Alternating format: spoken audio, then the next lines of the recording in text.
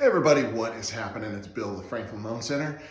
And here we are at the beginning of the year. I know we're a couple weeks in already, but it just got me thinking about I hear so many people talking about what a terrible investment real estate's been for a little bit here, and it hasn't been banner years the last few years, but I kind of wanted to draw some perspective on that, right? So I just wanted to, look, last year, according to National Association of Realtors, nationally, real estate appreciated by 1.7%.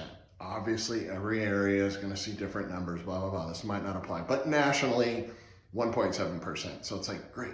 Like, who really cares about a 1.7% return on your real estate? Except that, so again, and I know I've talked about this before, but with real estate, it's a leverage buy, right? So you've got at the return, don't do it against the purchase price, which is what the percentage is calculated off of. It's like, what money do you actually have in it, right? And so let's talk about the returns from that perspective. So now you've got a 1.7% return on, I just use an $800,000 purchase. So you got 80 grand in. And now all of a sudden that 1.7% appreciation, those same dollars measured against the 80%, that's a 17% return, right? So now all of a sudden it looks great. Now I know anybody that's gonna be sophisticated about this knows that this isn't a really liquid investment. You can't, it's tough to compare against the stocks and things like that, but really quick to compare it against stocks. So if you had the same 17% gain, which by the way, S&P had about an 18% gain last year. That's a really good return, right? So that's an 18% return, again, on invested dollars. So it's really comparable. But remember, if you sell those, you're paying taxes on it. Whatever your tax rate is, 20, 25, 30, up to whatever it is, 37, 38% it could be.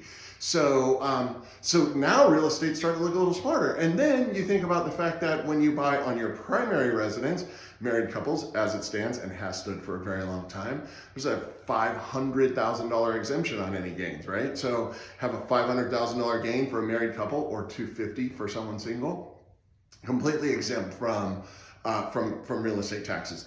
That's for a primary residence. For investment properties, you can defer that gain, and then you have all sorts of other planning tools, right? You sell a stock, you sold the stock, you're paying the tax. It's that simple. You pay it in that year, done deal. So I hear so many people talk about how bad real estate is, how it could never make sense. And it's like, well, hold on. Are we thinking about this totally right? So anyway, next time I hear somebody talking about, hey, how crappy real estate is, I'd love to have you refer them over to me and take a little bit better look. Yes, there's going to be up years. Yes, there's going to be down years. It's just like every other investment. But over the long haul, real estate makes amazing sense. It makes really good sense. Or I should say it compounds the sense because you do get to do a leveraged purchase, meaning you don't pay all cash, you get leverage in there, blah, blah, blah, right? So don't just blow it off. Real estate's a great investment, and I'd love to help anyone understand it a little deeper. Feel free to reach out to me anytime. Thanks. I'm Bill. I'm the Franklin Loan Center, and I'll see you all next week.